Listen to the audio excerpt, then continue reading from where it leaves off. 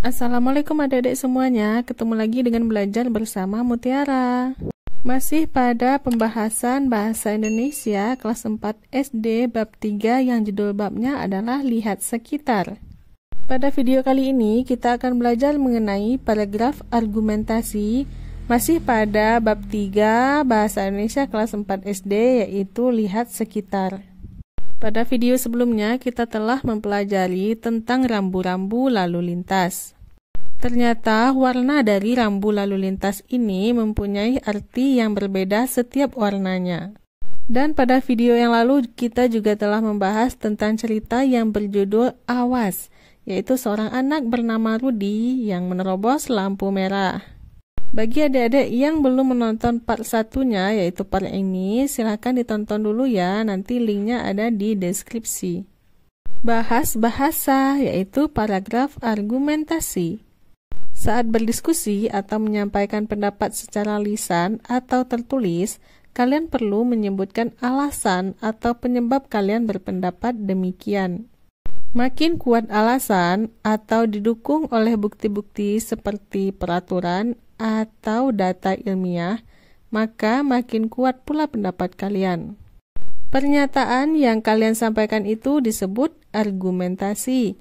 Jika argumentasi disampaikan dalam bentuk tertulis atau dalam sebuah paragraf, paragraf yang kalian tulis disebut paragraf argumentasi. Ciri-ciri paragraf argumentasi yaitu pertama mengandung pendapat, keyakinan, dan pandangan terhadap sebuah permasalahan. 2. Ada data akurat yang dipakai untuk meyakinkan orang lain. 3. Menjelaskan permasalahan dengan cara menganalisis dan menganalogikan. Dan yang keempat, terdapat kesimpulan dalam bentuk pendapat yang lebih luas tetapi bukan merupakan penegasan kembali topik utama. Kata yang sering dipakai pada paragraf argumentasi yaitu menurutku, aku tidak setuju karena, betul sekali, aku setuju. Aku sependapat denganmu karena.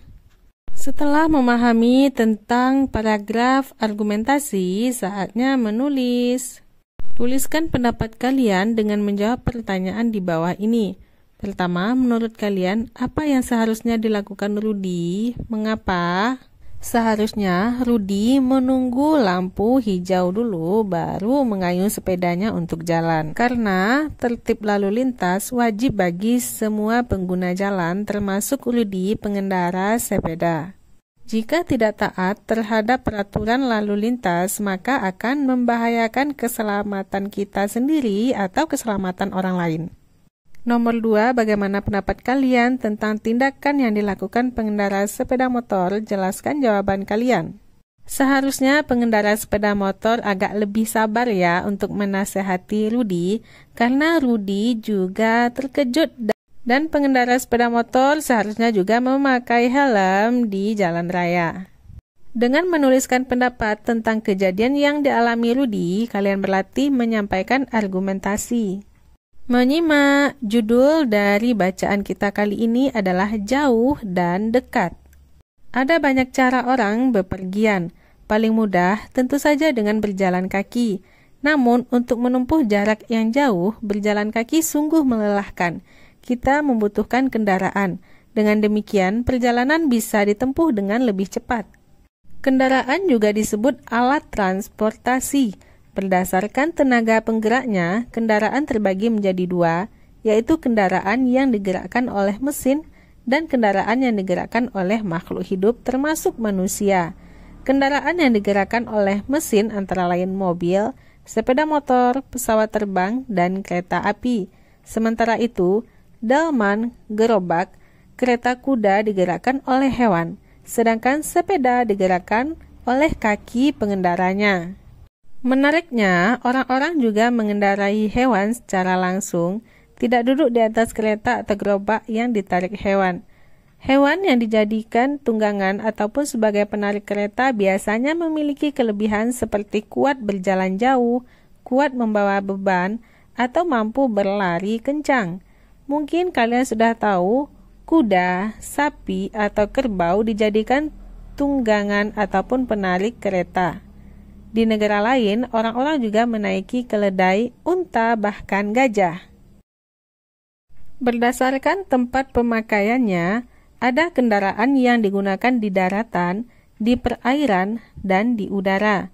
Kendaraan darat misalnya sepeda, mobil, truk, kereta api, atau hewan seperti kuda dan unta. Di sebagian daerah yang memiliki banyak sungai, bepergian lewat air terkadang lebih disukai. Walaupun sudah ada jalan raya, banyak orang di sana yang tetap memilih lewat sungai. Alat transportasi di sungai antara lain sampan, perahu cepat, atau kapal. Kapal yang berukuran besar bahkan bisa mengarungi lautan. Ada jenis kendaraan yang mampu melintas di udara. Ada helikopter dan pesawat terbang, kecil ataupun besar. Ada pula kendaraan yang sampai ke luar angkasa, disebut pesawat luar angkasa. Berdiskusi nomor 1, mendiskusikan bacaan. Setelah membaca teks jauh dan dekat, berdiskusilah membahas topik kendaraan. Sebelum berdiskusi, kalian boleh mencari sumber bacaan lain tentang kendaraan. Saat berdiskusi, acungkan jari untuk meminta giliran. Berbicaralah setelah dipersilahkan guru. Apa saja alat transportasi yang dapat digunakan di sungai atau di laut? Adakah yang sama? Sesuai dengan teks bacaan, yaitu ada sampan, perahu cepat, dan kapal. Untuk di lautan juga ada kapal. Kapal yang berukuran besar bisa mengarungi lautan. Ada yang sama ya, yaitu kapal. Tahukah kalian alat transportasi darat yang disebut dokar? Apa yang dapat kalian ceritakan tentang dokar? Dokar adalah salah satu pengembangan dari delman, yakni alat transportasi darat yang berbentuk seperti kereta beroda tanpa mesin, tetapi menggunakan tenaga kuda. Pernahkah kamu naik delman? Coba ceritakan pengalamanmu naik delman ya. Di sebagian daerah, perahu disebut sampan. Apa sebutan untuk perahu di daerah kalian? Jika di daerahmu perahu ada nama lainnya selain sampan, coba sebutkan dan ceritakan pula ya.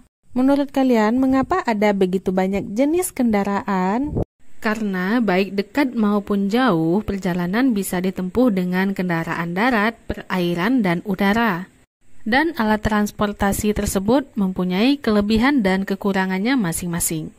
Semuanya mengikuti perkembangan zaman. Semakin canggih alat transportasi, semakin jauh pula jarak yang bisa ditempuh. 2. Pilih kendaraan. Untuk kegiatan berikut ini, kalian perlu membentuk kelompok yang terdiri atas 4-5 orang.